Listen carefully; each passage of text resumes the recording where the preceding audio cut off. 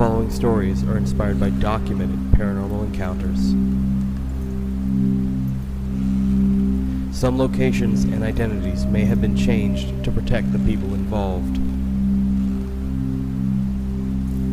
These stories may be disturbing for younger audiences, and listener discretion is advised.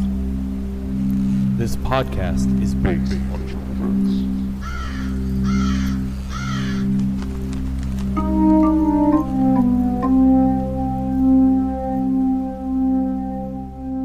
Hi, I'm Dalia, she, they. Hey, I'm B, she, they. And I'm Brandon, he, him.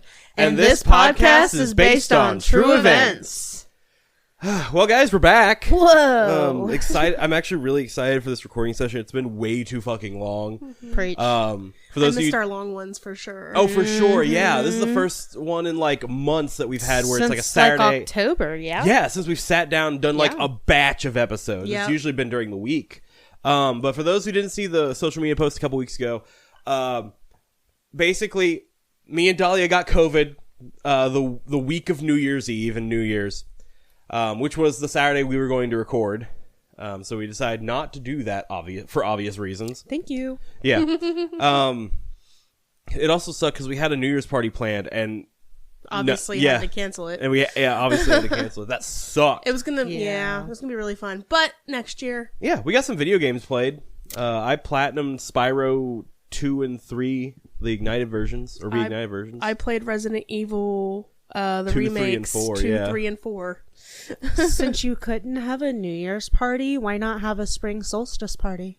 Oh, that'd be That's fun. a really good idea. I hadn't even There's thought of that. plenty of time left to plan it, Sure. to get an event made. Oh, we can make it all witchy. Yeah. Oh, that's a I good love idea. That's why I, we keep you around. I'm a practicing green witch. I will absolutely come to your spring Yeah? solstice party. Hell Can you bring yeah. us? Can you bring us garden herbs? Yeah, actually, I've got a jar Like, of actually? mullein that. I was yeah. being silly, but that'd be fantastic. Yeah. That's all. That's a great idea. No, yeah, I wouldn't have love even that. thought about that. Something Yeah, to look forward to. I for love that. sure. Yeah. Besides, listen, I'm gonna sound preachy for a minute. I think that the January New Year, I call that the white man's New Year. Sure. Because it's in the middle of winter, dead. Nothing is coming, nothing, da-da-da-da-da. So spring solstice is my New Year. That's It fair. makes I makes get more that. sense. Yeah. Like logically, it's just the calendar's dumb. Yeah. Calendar's dumb. yeah. I won't elaborate. That'll be a big tangent. Personally think I feel like we could fix the weather that is going on right now by just adding in an extra month one time, and then it would offset, because it feels like things have been pushed back. Like we didn't get fall weather for like a month after when fall would have started. You know what I mean? Can I introduce you to global warming? I know about global warming. I can't do nothing about that. That's the reason that our weather is the way that it is. I'm well aware. I'm way too aware. I love you so much, but I need to. There's no but. I need to tell you what that reminded me of. What did it remind you of? We need to take Bikini Oh Bottom. my god! Yeah, you're right. Put it over here. just one extra month, and then it's all right again. It's not, but like, Yeah. No, there was something. It was like, I don't know if it's the Mayan calendar. No, it's not the Mayan. It's a different kind of calendar. I don't want to go into it because I'm so not knowledgeable on it. Right. But I read something along the lines of like, if we did things a little bit differently, every month would start on a Monday and on a Sunday, obviously, and like it would be however many weeks long. I don't know. So if you know what I'm talking I have about, no leave a idea, comment. If you don't know what I'm talking about, just ignore me. but I think you're very beautiful while talking about it. So, I agree. Oh, um, thank you. other like news. Me and B are currently sitting on a new couch. Oh my god, it is so comfortable. Yeah, Huge upgrade. Dalia Upgrades, people. Dalia found this couch on Facebook Marketplace for $25. Steal. And they just said, hey, just come pick it up. And I was like, all right, cool. I'll borrow the van from my work. And I got a friend to come with me to pick it up. Hell yeah. So now we have this couch, which is great because our last one, not only was it extremely like small and uncomfortable, you can attest to that, B. Everyone here can attest I to am that. also small and uncomfortable. And it was uncomfortable for me. Well, not only that, however, it was also broken. Like, the legs in the middle that were holding it up had fallen inward, and the only reason it wasn't on the floor is because under my end there was a bucket that was under the thing that I was sitting on, basically. It was you a know about well-loved couch. No, I did not know it there wasn't was a that much. bucket. We wasn't just that got it. We just got it when we moved in here. Yeah. Oh, it was a new fucking couch. It was like a $300 Walmart couch, and like shit was I found your problem. I hate that. Well, I hate that $300 is now. Oh, that's a cheap couch. It's like shit, man. Right. $300 is too much money as it is. Yeah. I don't want that sucks. If I had an extra $300, I could do a lot of things. Yeah, for real. Yeah. It's messed up that to be able to be comfortable in your own home, you got to spend hundreds to thousands of dollars. Not to mention the hundreds to thousands of dollars you spend on, living somewhere. Exactly. Capitalism. No, but so we got a new couch, and it feels comfy, and I love it. It's like yellow, so it still matches the aesthetic of the room, which is important to me. And it's mine and Dalia's favorite color. Yeah, it's true. So yeah, those are most of the things I've got. We want to do vibe checks. I'm doing great. All right. I have not left my house for an unspecified amount of time. It's been a long time. 3 It's a long weeks. time. And Unspecified 3 weeks. I'm very excited. You ain't got to snitch like that. to be out of my house having some adult time and not hearing mom, and having Right. children crawling all over me. No, a yeah, nice break. that's very valid. Like I want to get out of my house, but outside costs money. Yeah. But being able to host and have people over, that has the same effect for me. It's like it's comforting. It's like, all right, cool. I'm doing stuff with friends again. I can't wait till like spring, where I can like go on nature trails and stuff. Yeah. Now that we're like in a place that has more of those, I would like to do that more often if we could. Even if we just walk around, because I love nature. I just hate bugs crawling on me. I want to go see the cherry blossoms in the spring. For real. Bugs. But yeah, I guess I already started talking, so I'm doing good. By the time you're hearing this, me and Dalia will be at a friend's house watching the entirety of the Hobbit movies. A little nervous about those. I've not heard great things. So I've heard mixed things. The main thing I've heard is that they added too much they added more than what was in the book so that they could stretch it into 3 movies. And apparently it shows. But then I've also heard, like, not that it's a really credible source, but like my sister, that like she didn't like the Lord of the Rings, but she liked the Hobbit movies. Oh, yeah. She also likes ridiculousness. She also likes ridiculousness, so that's not exactly a good measurement. But Why are you looking like that? Do you like ridiculousness? I have never seen Lord of the Rings. okay. And I do like ridiculousness. Oh, no. Oh, no. Well, to be fair, I'm not against watching Lord of the Rings. I just haven't. I mean, I was the same way, and the only way I have watched it is last year on my friend Alex. You know, Alex. Yeah. On their birthday last year, that was what we did. We went over. They made this stew, and we watched. So good. Yeah, it was really good, and we watched Lord of the Rings, all 3 of them, the whole day. That was our day That sounds like for their a lot of birthday, fun. and it was great. And I took a nap. Yeah. you did take it. I don't remember that. I was watching. And so that's what we're doing this year is we're getting together the same exact way, and we're watching the Hobbit series, like the I hope movies. there's stew. That's awesome. I do hope there's stew. We didn't talk about the food situation. We should probably do that and see what we need, if we need to bring anything or anything. Yeah. But either way, I like the Lord of the Rings movies. They're not my favorite, but I get it in some way. Yeah. The only reason they're not my favorite is I'm not a huge fan of the medieval war type thing.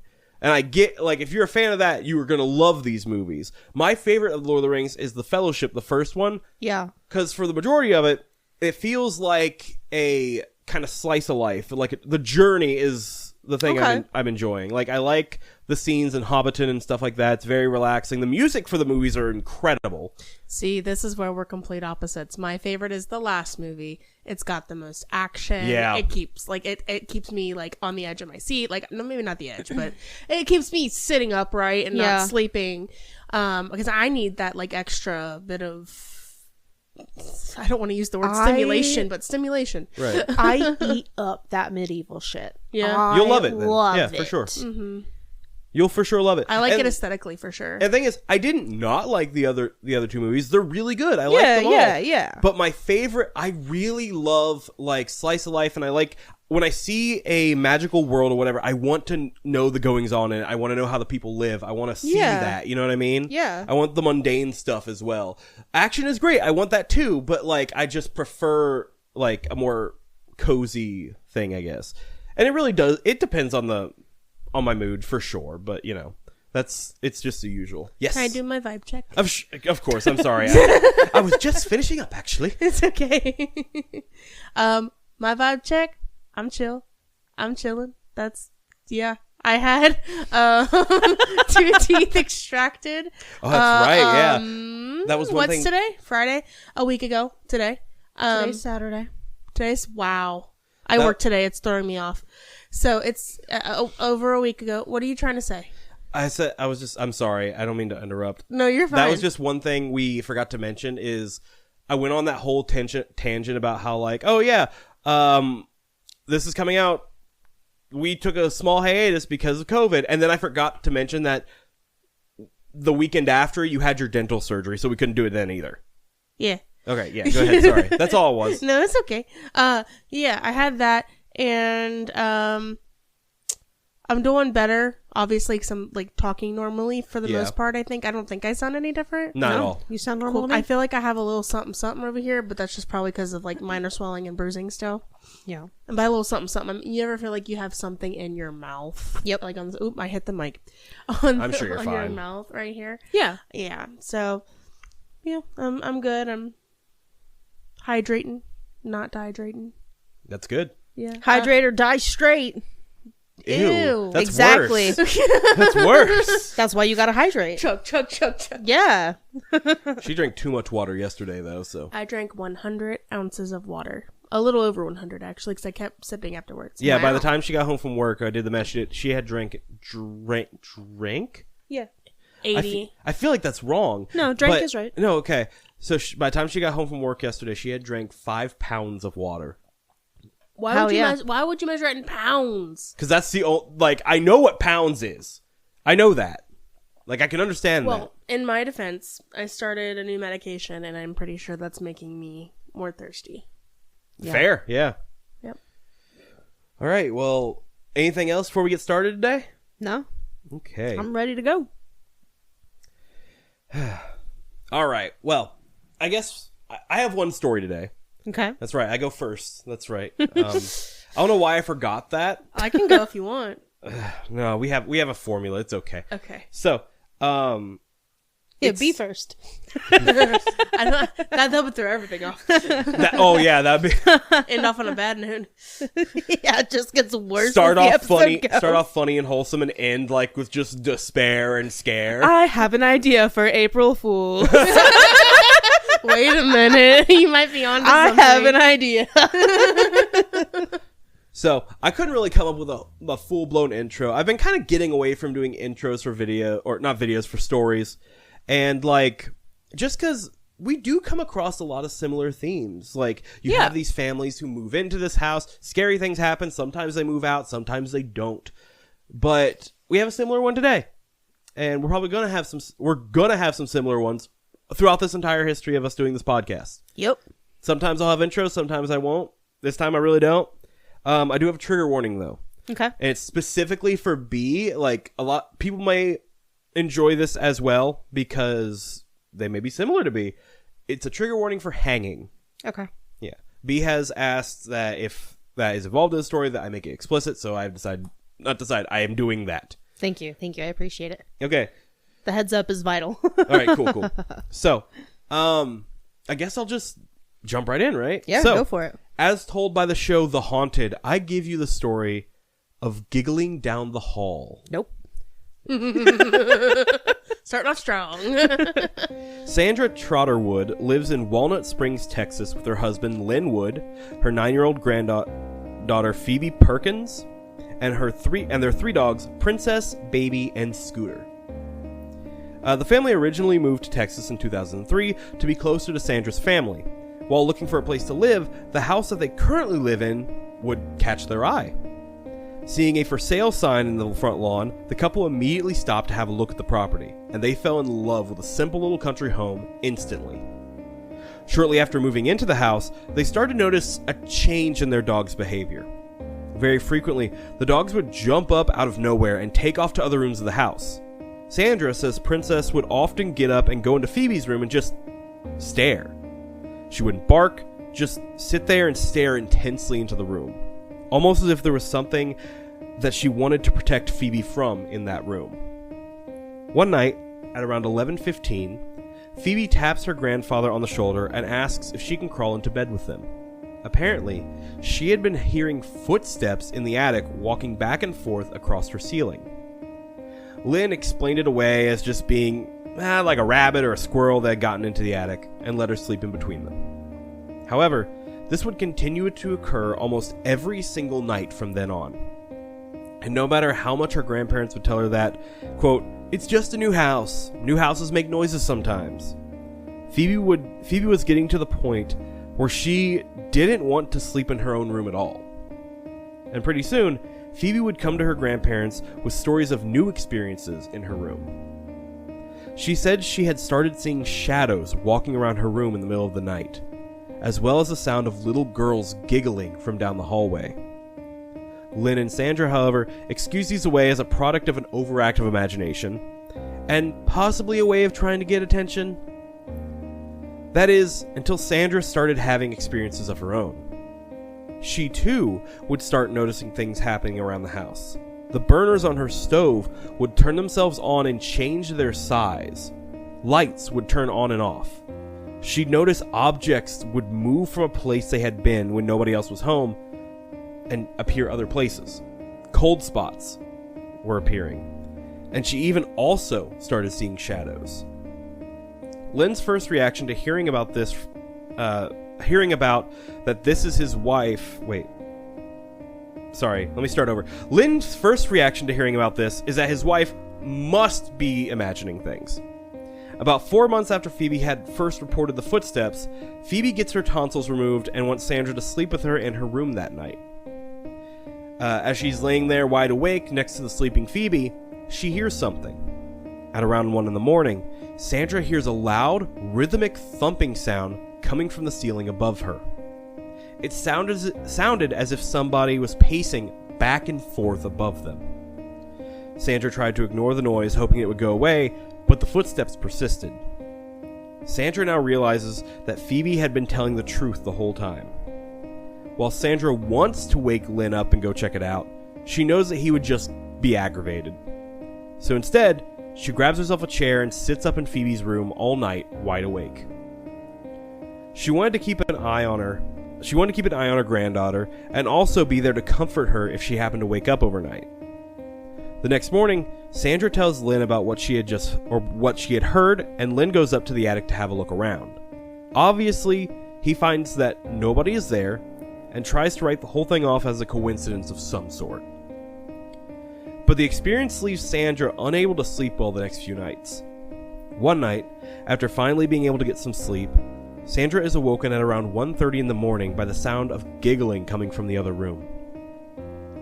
While her first instinct is that the sound is probably just Phoebe and one of her friends, she soon remembers that Phoebe doesn't have any friends staying over that night. As she lays awake listening to the giggling, she becomes more and more certain that she can make out the giggling coming from two distinct little girl voices.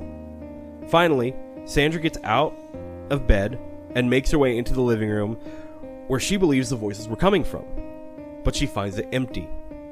She checks on Phoebe, but finds that she is sound asleep in her bed. When Sandra tries to tell Lynn the next morning about what she had heard, he completely shuts her down. He didn't want to know or hear anything about it. His attitude was basically, "What do you want me to do about it?" This attitude starts causing problems in their relationship. Obvious, as it would. Sandra feels like before moving into the house, she and Lynn could always talk to each other about anything. But whenever Sandra would come to him now with her experiences in the house, it was just all her imagination, according to him. As a result of this, Sandra quits trying to tell him anything about the things she experienced. Feeling alone, Sandra starts confiding in her neighbor, Sue, about the goings-on in the home. At first, Sue was skeptical about the things that she was being told, but she trusted Sandra and knew that Sandra wouldn't just lie about this stuff. Sue learns that Sandra's main worry is about if Phoebe was safe in the house or not. After all, she had no way of knowing if these spirits or whatever they were friendly or not. Weeks go by without incident. Then, one night, Lynn is woken up at around 3 in the morning by the feeling of someone tapping on his arm. Thinking it was Phoebe wanting to sleep in their bed again, he turns over to pick her up, but finds nobody there. And upon checking on Phoebe in her room, finds her sound asleep. This was apparently all Lynn needed to start thinking that maybe there was some truth to the things that Sandra and Phoebe had been talking about.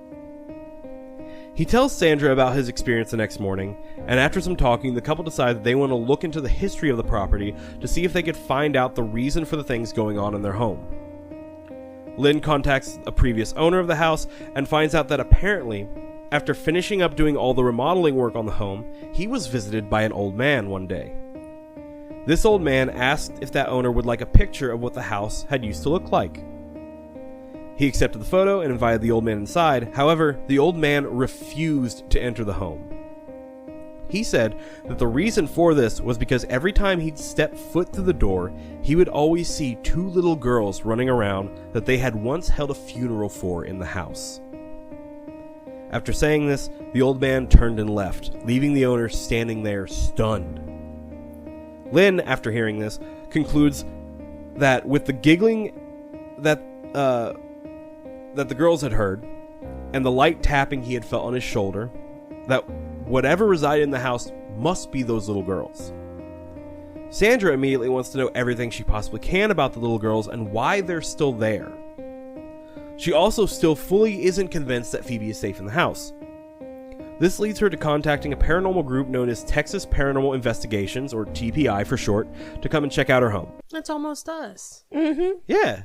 Yeah, it's just missing the BOTE, yeah. Yeah, it's the tippy of... It's the tippy of the It's boat. the tippy. Just the tippy. Just the tippy. TPI designs and builds its own equipment utilizing the latest technological advances in paranormal investigation. Hearing that a child was involved and that there was a question about her safety, the team comes out as quickly as they can, bringing along 4 team members and enough equipment to cover the entire house. Once there, Phoebe opens up to team member Terry Hooks pretty quickly about the things that she's experienced in the home. It becomes clear to the team that Phoebe is more scared of the haunting than what she was letting on. They decide that it may be important to the investigation to have Phoebe there in the house given that she was the one that started experiencing things first. During the beginning of the investigation, the team starts with a simple set of baseline questions. They ask for a single knock for the spirits to let the investigators know that they were there. In response to this question, the team hears and captures a single loud knock coming from the ceiling above them. Team members Jeremy Jones and Sean Richard move to the loft area for an EVP session. While asking questions, they hear the dog Scooter bark at something from the other side of the house. Curious too if the dog barking was a coincidence or had something to do with the paranormal, they asked if whatever was there could make the dog bark again if it was listening. Almost instantly, the dog barked again. They asked for it to happen once more, and once more, Scooter barked at the other side of the house. These were the only times the dogs barked at all during the investigation, and while setting up the cameras in Phoebe's room, the group hears and captures the sound of a child giggling. And while Phoebe was in the room, she was on camera at the time of the giggle being captured, and it was very clearly not her. However, she does seem to react to it and turn towards the noise, where the noise was coming from, which looked to be a closet. So during the Haunted, they actually show any of the paranormal investigators' footage that they had filmed in the house while they're telling the story, right? Mm-hmm. So you can see all of this during the show of what's going on. Whoa. While trying to communicate with the spirits of the little girls they suspected of being in the home, the team leaves 2 flashlights out that the spirits can turn on and off to respond with. Have you guys ever heard of this method? Yeah. Sometimes they will like unscrew it slightly so that they can screw it back in, but usually it's like a type of flashlight with like a push button on it that's easy to turn on and off. Yeah. The team asks if there is one spirit in the house. The flashlights remain off. The team asks if there are 2 spirits in the home. The flashlights still remain off. The team asks if there were more than 2 spirits in the home, and then one of the flashlights blinks on. This caused some concern for Sandra and Lynn. They were hoping they would just be dealing with the spirits of 2 little girls, but now they have confirmation that more spirits are in their home. The next step was for TPI to review their evidence and see what they needed to do next. Until then, the family tried to continue on with their lives. About 2 days after the investigation, Lynn is home with Phoebe in the house, and he walks into his bedroom and turns on the overhead light when he suddenly hears a loud growl right behind him. He jumps and spins around but finds nothing there. A few seconds after that, Phoebe comes out of her room asking if Lynn had just heard that growl as well. So the growl was loud enough that Phoebe heard it from down the hall and behind her closed bedroom door. And it couldn't have been the dogs because all 3 of them were outside at the time. This really upsets Lynn because this is the first time he's considered something negative being in their house. That night, Sandra has trouble getting to sleep. The growl that Lynn had told her about earlier that he heard was still fresh in her mind. As she rolls over on her side, she hears a very clear voice whisper in her ear. The voice says, "You must die tonight." Jesus. Sandra immediately bolts up in bed, looking around for any source of the voice. But she sees Lynn still snoring and fast asleep, and the room around her empty as it had been before. Sandra decides against waking Lynn up, figuring that there was nothing that could really be done about the voice. She instead decides that now she really isn't getting to sleep, and spends the night sat out in her chair in the living room. And that's where Lynn found her the next morning. Whatever doubt the couple has about evil in the house was now gone. They soon reach back out to TPI, who in turn reach out to a local historian to try to find out more about the history of the house.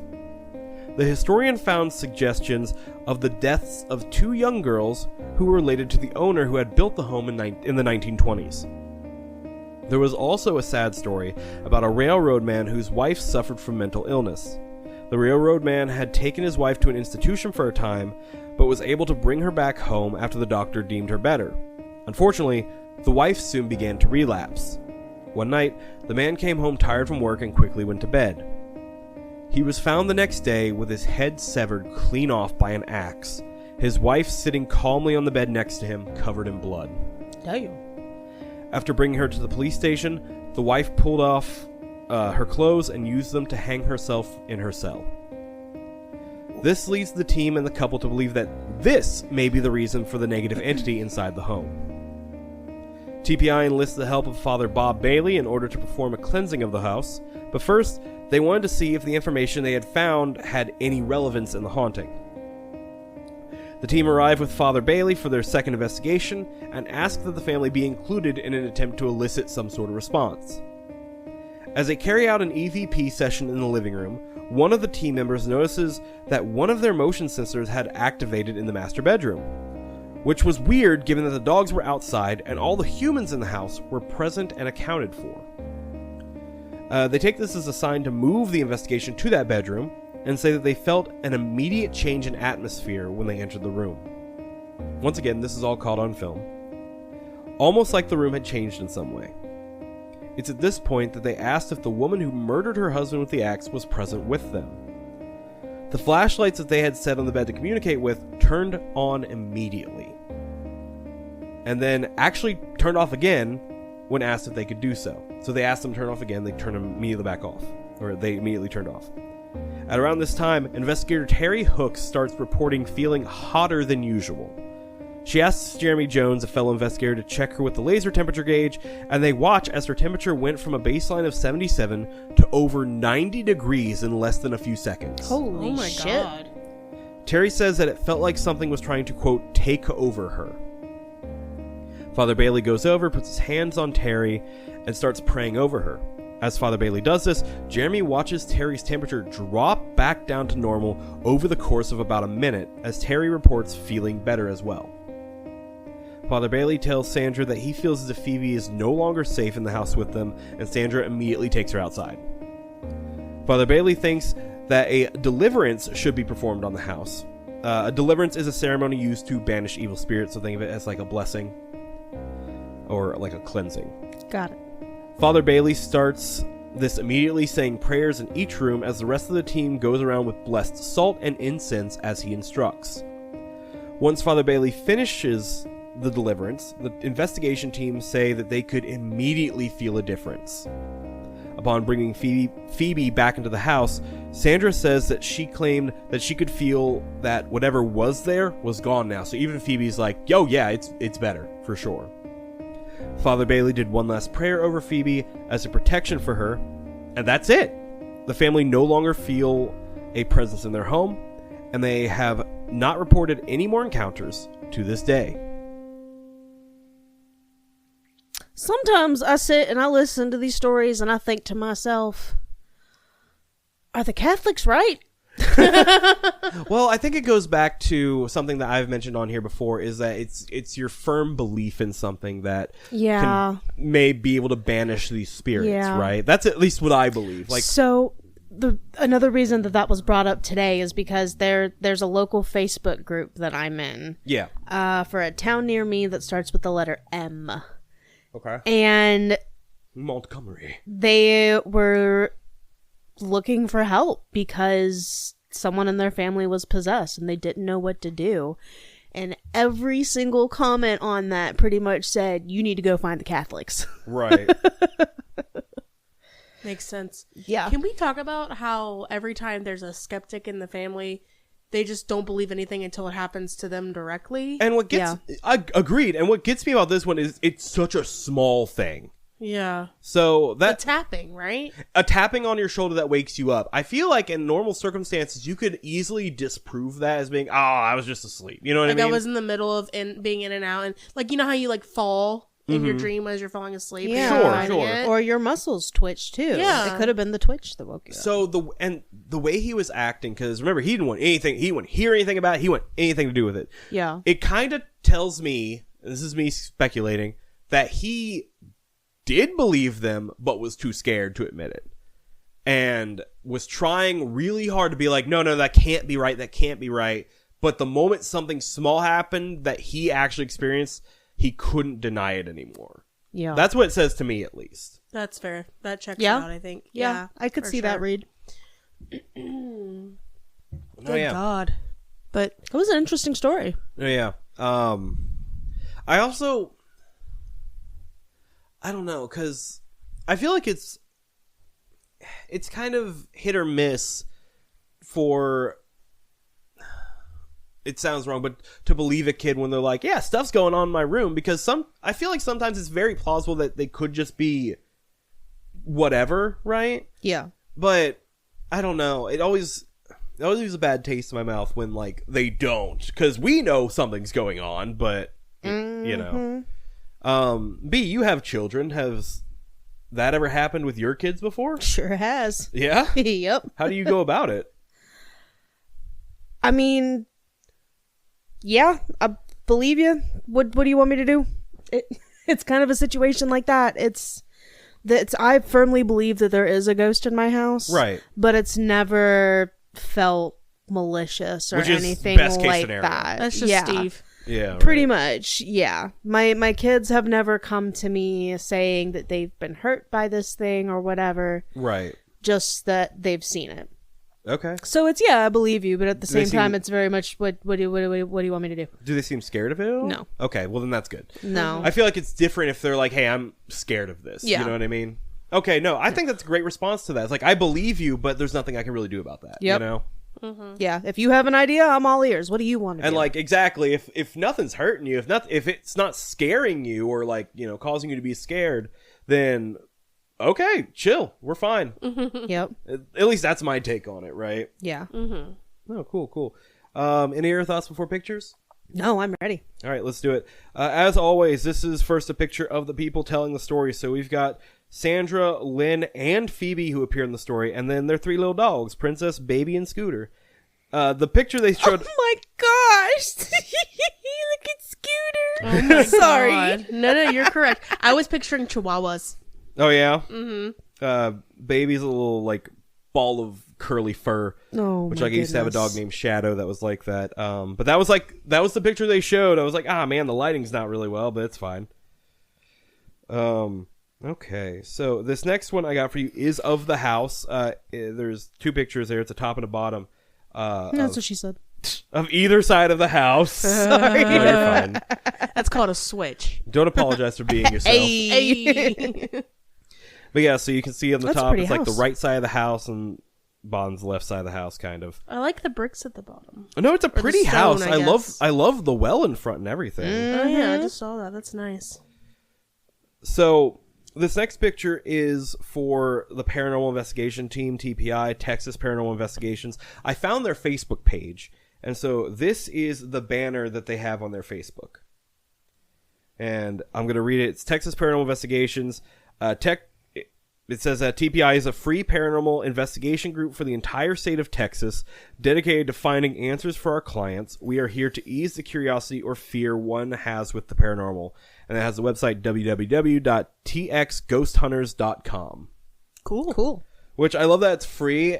However, I feel for them because they said the whole state of Texas. That's a big ass state. That's a big Yeah, it state. is. It is a lot of state. All right. Is that the biggest state, or is the biggest state California It's still? Alaska. Oh, that's I right. did forget that. Yeah, that's right. I tend to forget about Alaska. I Yep. tend to forget about Alaska. And this last one is a newspaper clipping that they showed in the show about the incident of the wife chopping off her husband's head. And it says she brained her husband, insane woman chops man's head and sits calmly by his bedside until morning. I wonder what he did wrong. There's a part of me that feels like... So there is a part of me that feels like, I don't know if we're getting the full story from this historian. Because he's like, oh, this poor rail worker. But then we also know how husbands could be back in that day, right? Even nowadays. But Even yeah, I know nowadays. what you mean. But like back when you could send your wife to an institute, like the only thing that gives me some plausible credibility is the fact that he brought her back once the doctor said she was okay. So the title of this is She Brained Her Husband. That's what I said. Yeah, and then hold on. Did you read the second part of it? I did. You did? Like Right here, Like yeah. like wow. Right here too. Where yeah. was I? You were right here. Wow. Insane woman chops man's head and sits the calmly part is the scary part. That's the weird part for me. And the fact that she killed herself as soon as she got to prison. Why didn't she do it prior? Like, was this... I don't know if this... It feels... I don't know. I don't know. Maybe I she don't know. spiraled when she got locked up. I really don't know, because like the wherewithal to... I don't know how to explain this one. Which, like, some things you really can't. Like, we don't know what was going on then. We don't know how much was true. Was it a relapse or was it revenge, for sending her to an asylum where she was probably experimented on, knowing the type of fucking day it was. I'm like, oh my God. Like, I can't imagine. Did they ever send people home after getting a lobotomy? Yes. As far as I know, they would send people home when they deemed they were, quote, better. Unless, like, obviously there are different cases, some where families didn't leave contacts, which means they just dropped them and said bye. Yeah, there were families. It's so sad. There were families who just didn't come pick them up and stuff like that, and they were just... I believe it. I mean, it was awful. There were people, like, back in the day that would abandon their child if their child was, special needs or, like, born different, you know? So... it's awful. Sad world. For sure. But that's all the pictures I have for you today. Do we have any more thoughts on this story? I feel like, also, I'm going to apologize. I noticed, as if I don't do this already, I noticed me stumbling over myself. I was like, crap, I didn't take a drink of water. I can feel how dry my mouth is right now. I can feel it. You're good. Just start an ASMR. That's not a good thing. Sorry, listeners. No, but I'm attempting to, like, trying to slow myself down when I tell stories so I don't stumble over myself as much. Mm-hmm. However, it didn't help that the stuff I had written down sometimes were not correct. Yep. It's okay. There was a couple things I was like, okay, I'm glad I know what this word's supposed to be, at least, because that's not what I typed. Right. But yeah, any other thoughts before we move on to Dalia's story? I'm good. All right. Okay, so I also have one story for today. And I have a question to start this off. Okay. Sure. Have you ever been to a vendor market? A Yes. A vendor market. You have. Think about the witch market we went to. Where I had a that's booth. okay. That makes sense. A vendor market. I just never heard it referred to that way. So many of us enjoy looking at unique crafts, affordable secondhand items, or even antiques. Whatever the case, there's something for almost everyone. ROP for this allegedly true encounter is no different. So let's get into it. All Are right. we ready? Yep. Okay. Miss getting into it. The title of this is The Victorian Doll. Love it already. All right, let's do this. Written by user Silent Wings. This was posted on September 8th of 2015. The country is the United States and the state is Georgia. The paranormal category they have for this is actually miscellaneous. When I was a young girl, my great uncle had come into town to spend the week of the 4th of July with us. He loved to go to vendor markets when he came to visit, seeing that he lived in the city and we live in the countryside. We have plenty around. So, his second day visiting my mom, he took us all to one of the nicer ones in Murphy, North Carolina, which is my favorite one. I loved seeing all the old wagon wheels and going by the candle shop, watching the older woman carefully dip the wicks in the colorful wax, though my favorite stop was the wood carver. He would make beautiful statues out of cherry wood and big tree stumps. One of my favorite ones was a carving of an owl. I always loved the smell of his shop. After my uncle had gone through and found 2 antique saws to hang in his workshop and a nice handmade dream catcher for my aunt, it was time for lunch. We had stopped at a small cafe in the market to grab a burger, and my mom noticed a new shop that had been added in right across from it, so we decided to go look a little more after everyone had finished up. As we walked in the opening, most of the shops didn't have doors. There was a huge wall of wind chimes, a few stones and crystals for sale, which I thought was funny because who would want to buy a rock? You can go down to a creek side and get all the rocks you wanted for free. I was 7, so I didn't understand then. Both is good. Incense, books, but one thing caught my attention more than anything. It was a small table with different dolls. There were all kinds of them.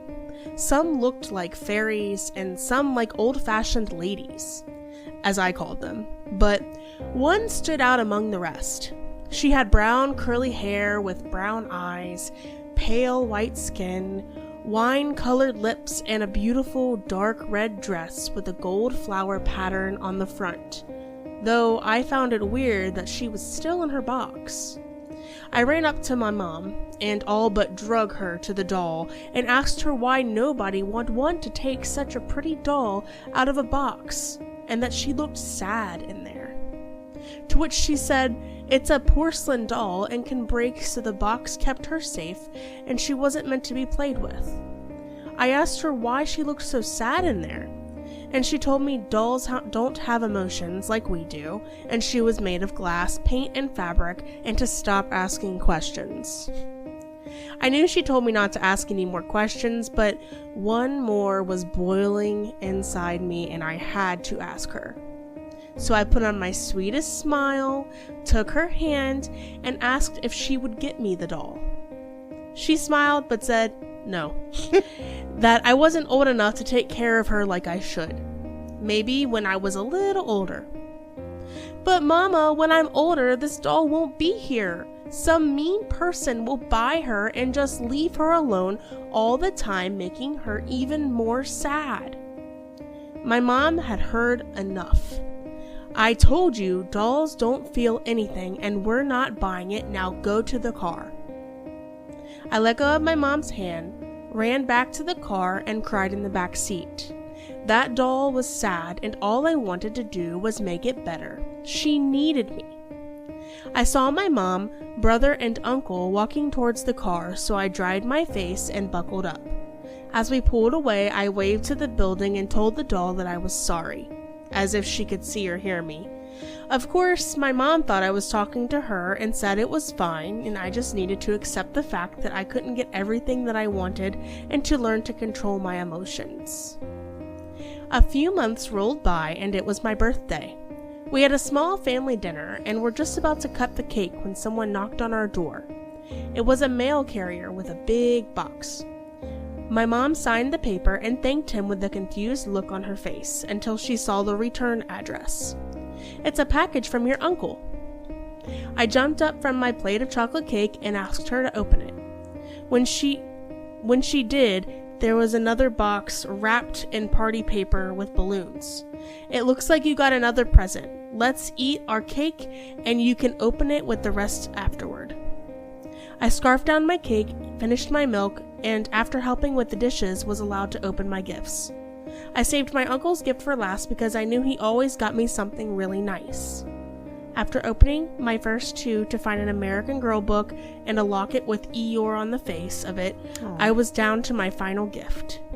There was a birthday card with $5 and a note written inside that said, "Now that you're a year older, I think you can give her the love she deserves. Happy birthday, we love you." I quickly tore back the paper to find the doll from the vendor market. I was so excited. I carefully picked up the doll, taking in every detail, tears of joy streaming down my face. She was so beautiful.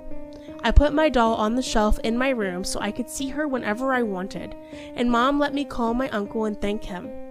I talked to my doll every night before I went to sleep, and sometimes when I knew Mom wasn't around, I would take her down and have tea parties with her and decided to name her Samantha.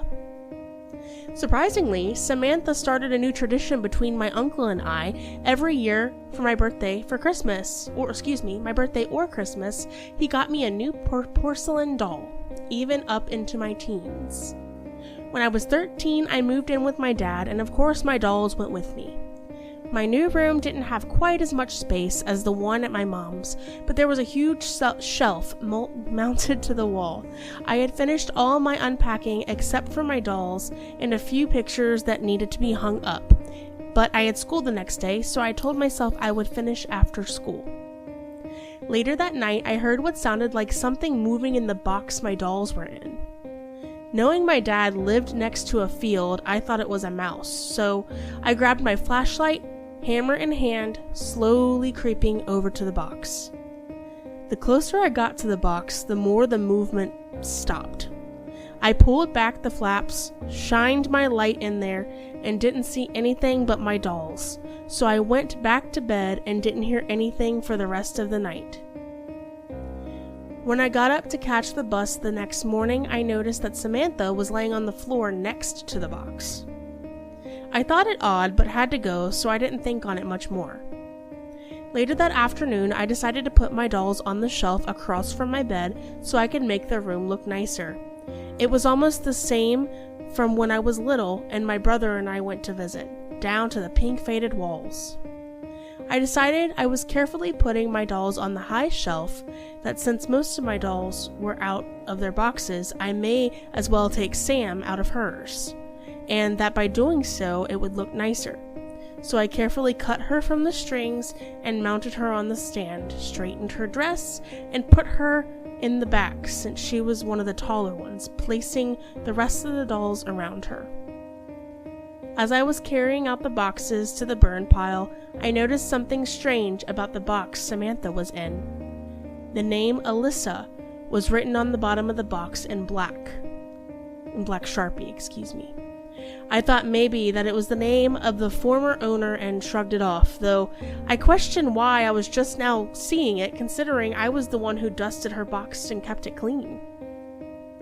I tossed the box in and started the fire, made a quick check, and lit up a smoke like usual when I burned trash. I knew my dad would skin me, so I had to be careful. I was watching the fire make sure it stayed in the burn ring when there was a massive pop and the fire got huge and turned bright blue. I ran to the shed, grabbed the water bucket Dad insisted I keep handy, and doused it out, thinking maybe I missed something at the bottom of the barrel, but nothing was in there but ash and bits of soggy boxes that didn't burn all the way. Realizing it was 4 p.m., I knew my dad would be home soon, so I ran inside to start dinner, racking my brain trying to figure out what would cause the fire to get so big so fast, but couldn't think of anything. I didn't use lighter fluid or gas, so it didn't make sense.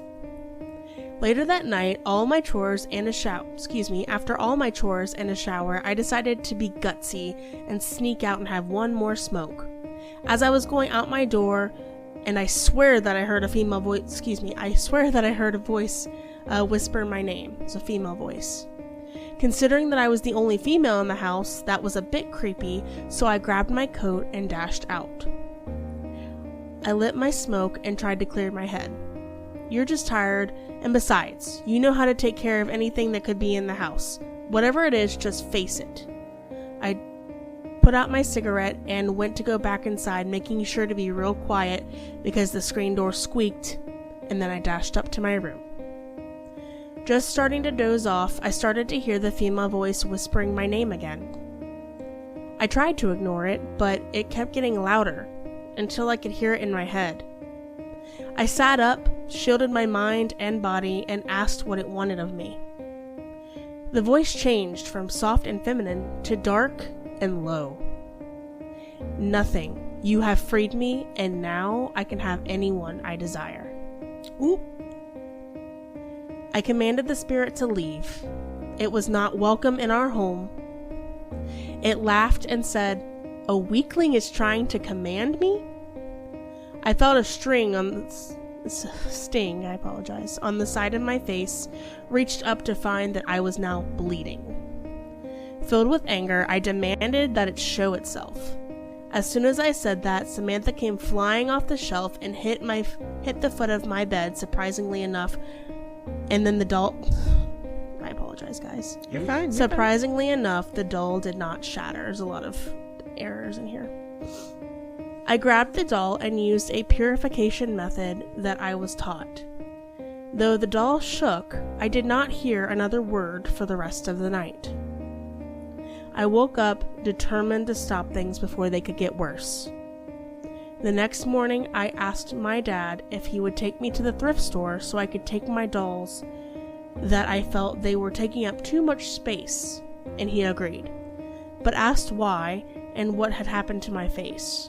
I couldn't tell him what really happened because he is very religious, so I told him that I was just getting too old to collect them anymore and that my cat Meowie scratched me. After I got rid of them all, I swore to myself that I would never own a porcelain doll again. As to how that spirit got attached to the doll, I have no clue, but I know that I never want to run into it again. So, in the comment section, OP mentions that she thinks something took possession of the doll and it was due to all the quote-unquote activity in their dad's house. All right. I did use the pronouns she and they. I'm not sure what their pronouns are. Okay. For my first... I won't go into photos yet, I guess. But I will mention, I wanted to briefly kind of dust over this.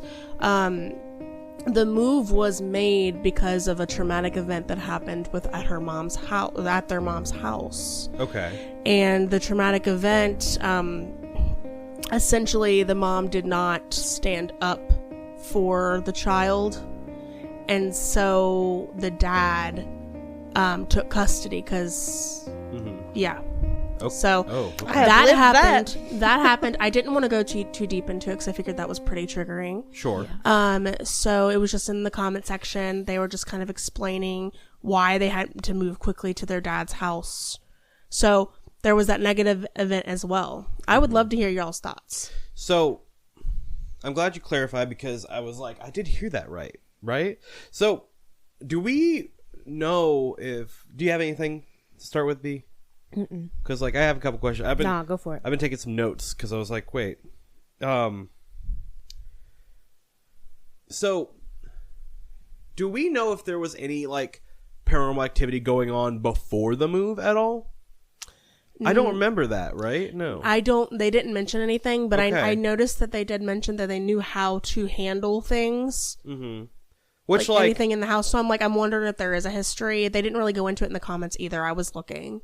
I feel like if it was activity that had something to do with like the doll or whatever, that would have been mentioned. So I'm gonna go off the idea that there wasn't really paranormal stuff. Maybe they know that kind of stuff from like their practice or what have you, similar to how you guys would.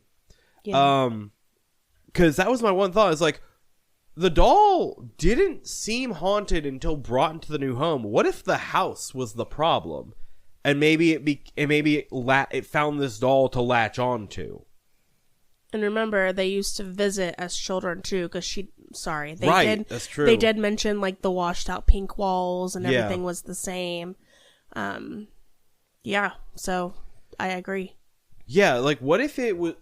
I'm just thinking, what if the doll became like a conduit, or it's like you thought of it as like a gift of some sort. Mm-hmm. Like that's my first thought, because we didn't hear about anything like particularly supernatural until the move, and you could say that like, oh, but what about like the doll like basically calling to her? It's like, however, I even wrote down the ability of kids to empathize is insane. Yes. Like you don't need to be taught empathy as a child. Really, it doesn't seem like they just kind of do, and they make like like non-sentient objects. They can empathize with them and give them like a sentience almost in their brain. So like that doesn't really read to me as it being haunted. It reads to me as, I want this doll, look at how sad she is, I want you know what I mean? Yeah. It reads to me as a normal child. So that's my take on it, is maybe it was the house, you know what I mean?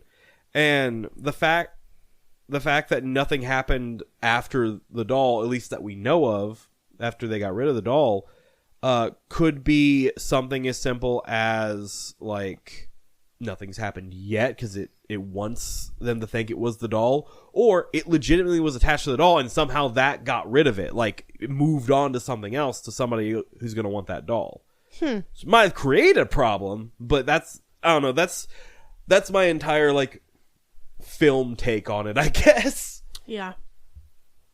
B, what do you think? Any thoughts going on? So I used to collect porcelain dolls as a kid, and I had this one that had long curly brown hair, and she had on a light brown dress and light brown hat. It was the cutest little thing ever. This doll would pop up in random places in my room, and at some point the doll had fallen from the shelf that I had it on, and both of its legs broke. Oh. The doll never moved after that. Huh. That's weird. That's really weird. That gave me goosebumps. So, that sent a chill through my body. That's where my mind was the entire time you were reading that story. Oh, you heard it here, folks. You heard it here first, folks. You got a haunted doll break its legs. I hate dolls. Specifically, I love them. Specifically, I am afraid. Like I get like a weird feeling when I'm around like porcelain dolls. I can handle porcelain dolls. I cannot handle porcelain clown dolls. I love all of them. See, I think I cannot do clown dolls. See, to me, like if it's like a plastic baby doll, whatever, it's a hit or miss. But if it's a porcelain, I always do not like it. There's a part of me that's like, I don't know. And there are some like exceptions to like modern dolls I don't like. Like Dalia, she loves dolls. Yeah, she likes to make dolls out of parts and stuff. Pun intended. I love those dolls. Happened. Yeah. I love the dolls that she makes and stuff because they're meant to be scary a lot of times. They're cool. But that's fine. But she likes this type of anime figure. What are they called? You know what I'm talking about. Q-Poskets. Yeah, Q-Poskets. Oh, I love them things. I can't stand them. They give me a huge like uncanny valley because of how big the eyes are. That's why we don't have any. Yeah. There's a couple on my desk. I told them you can have them. They just creep me out. I think they're the cutest fucking thing. I get like almost like a cute crush and I want it. I have a Kirishima one and an Inosuke one on my desk. Hell yeah. I've been wanting this Anya one for a hot minute. I love a good cute posket. I want like the Sailor Moon ones. I love them. I think they're adorable. No, you are allowed to have them if you want, obviously. But I don't have the space for it right now. I gotta make room That's in true, in my art room first. But yeah. But they just creep me out. I don't like it's. We didn't originally have them because you didn't like them, right? For but the most part, it's the uncanny valleyness of them, where like they almost look human, but they don't because their eyes are too big. The proportions are weird. Yeah. But yeah, and then porcelain dolls. I don't know what that is. Maybe it's because most of the porcelain dolls I've seen have been older, and I get a weird energy from them because of the oldness of them. But Maybe. I don't really care much for porcelain dolls. They're very realistic too. They can be, yeah. The two that I had were. I find dolls to be like healing for my inner child, And that's that's great. That's I'm happy for sweet. you. and I just really, really like them. But You can have as many dolls as you want. I just made I know, like I just may like avert my eyes when I walk past them. Yeah. Are we ready for pictures? Yes. Yes, Yeah, please. absolutely. Okay, so for my first photo, I have this, let me click it before I start talking. Beautiful photo of a pretty porcelain doll. I think it was very artistically shot. That's so funny. What? This is the doll that I found and picked out for our cover photo. Ain't no way. Really? For our episode photo. This is the exact doll. Is it actually? It is, and I mean that. Like, you can see it in the background. Oh, It's shit. the exact doll. That's crazy. I introduced her to Pexels, and now she's like, "All right, cool." And now I got this. all the photos I we have got are going to be the this. same now. I love it.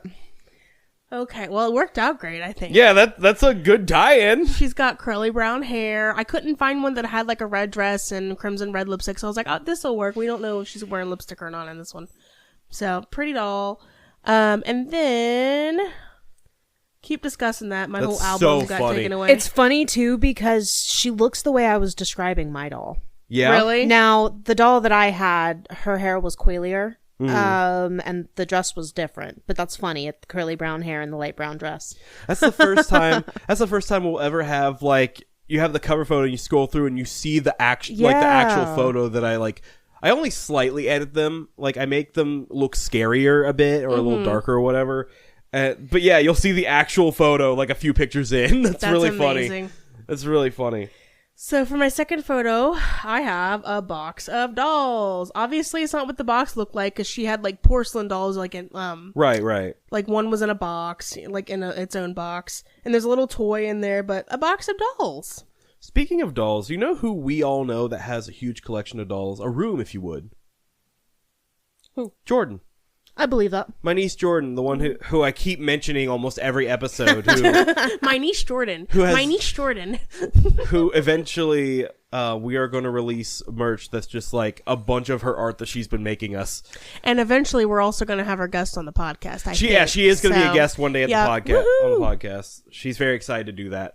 I'm excited too. Yeah, we also have our friend Lyndon, who is Oh yeah. he is offended that he has not yet been a guest on the podcast. I also want to get Amanda and Tara on here. Like, we have a bunch of friends who are into ghost shit. So like, Yeah. it's perfect. It's a good. There's a little spot in the middle now. There's a good spot in the middle. Guest spot. Yep. There's a good guest spot. You're right. All right. Well, nice. Good and Yeah? very good. Cool beans. There we go. What do you got for us, B? What do I got? What do you got? Okay. What so it is? I'm gonna go with the shortest of my stories today. Okay. Sure. This one I have titled Pizza Delivery. It comes from Reddit. And the original question posed was, what's your go-to story to tell at parties? I thought this one was pretty cool. Okay. OP goes on to say, I used to deliver pizzas for Pizza Hut in East Phoenix years ago. There was one neighborhood we delivered to that was, simply put, a shitty crime-riddled neighborhood. Between Broadway and Southern 20th, 28th Street for those local.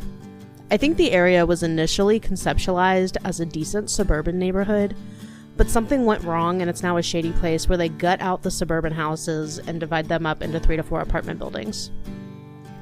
One day, I had a delivery to take to a house in this neighborhood, and I wasn't happy about it. So I'm driving over there grumbling, and when I see the street in the distance, I notice 2 police cars parked on the sidewalk just in front of the street. My first thought was, police in this neighborhood, what a surprise. Not. When I got closer, I saw that they weren't parked on the sidewalk, they were blocking off the street. As I drove up to the police car barricade, I saw 5 or 6 more police cars, at least 40 patrol officers, and a SWAT van all in the area. I parked my truck behind one of the barricade police cars and walked up to the sidewalk with my order. A patrol officer saw me, Pizza Hut attire and delivery in hand, and approached me. Cop, can I help you? Me, relieved that I probably won't have to make this delivery. I'm not going to be able to get through, am I? Cop, no, we can walk you to where you need to go. What's the address?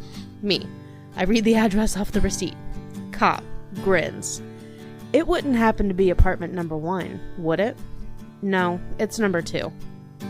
Oh, okay. Well, come this way. He walks me through the blocked off area at a leisurely pace while everybody starts collectively murmuring, is that a fucking pizza guy? Apartment number 2 ordered a pizza? Are you fucking serious? We walk by a group of armed SWAT team members who slowly stop talking and stare at me. The patrol officer, never one to disappoint the SWAT team, stops and says, apparently number 2 ordered a pizza. The SWAT team guys all smirk at each other, as best as SWAT members can anyway, and one of the taller ones asks me, can you stand over here for a minute? I'm expecting to be searched, until the tall guy pulls out a digital camera and some short ball of muscle with what looked like an M32 filled with gas cans stood to my left. Look over here and smile. I immediately grinned and held up the pizza pouch and Mountain Dew 2-liter in a melodramatic way. The tall guy snaps the picture and tells me it's the short demo man guy. It's his last day on the team, and that's why we have the camera.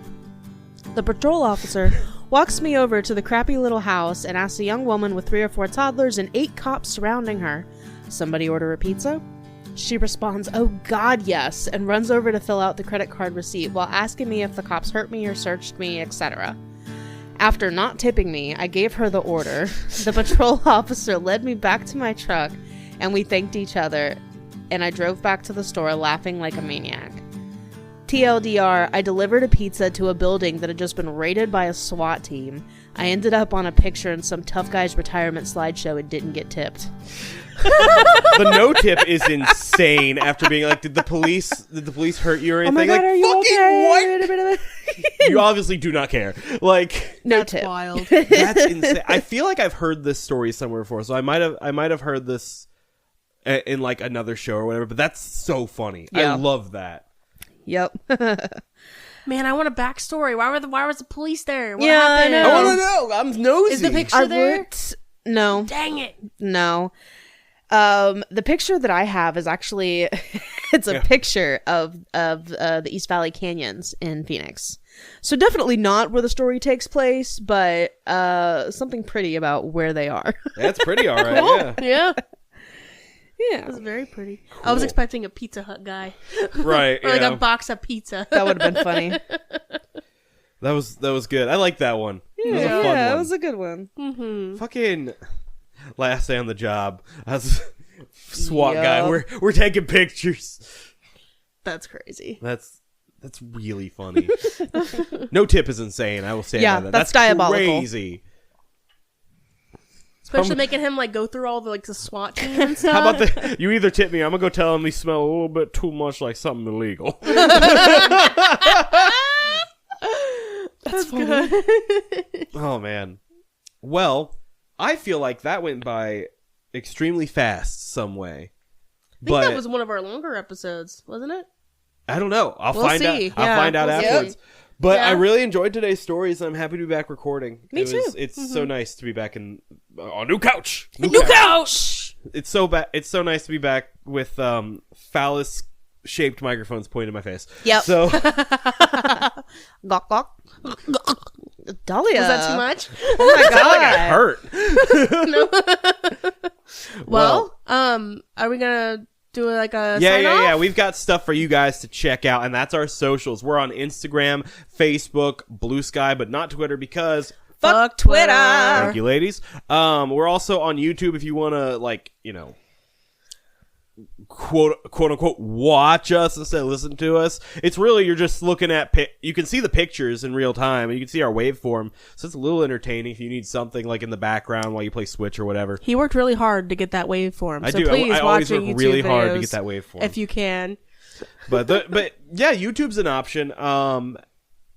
You can rate and review us on Spotify, Apple Music, Facebook. Our Facebook page is there. I said we have Facebook, right? Yep. Okay, I thought so. We have a TikTok as well, so go check that out. We post our stuff on there as well. But if you're looking for the pictures that we share with each other, they're on any of those socials. Just go take a look. And if you have any of your own allegedly true paranormal stories, I'm not saying they're allegedly true because I don't believe you, it's just protocol, please email us at tippyboat@outlook.com and put in the subject line Dalia, no H. If you have a wholesome story or just something that really nice that happened to ya, put B in the storyline with 2 E's, pretty please. Allegedly. Since we did the socials and stuff, do you want to send us off? Go. No. Oh. Okay. Well, guys, thank you for joining us. Thank you for joining. Thank you for joining us. Thank join. And please remember, I don't think you could really forget at this point, this podcast was based on true events.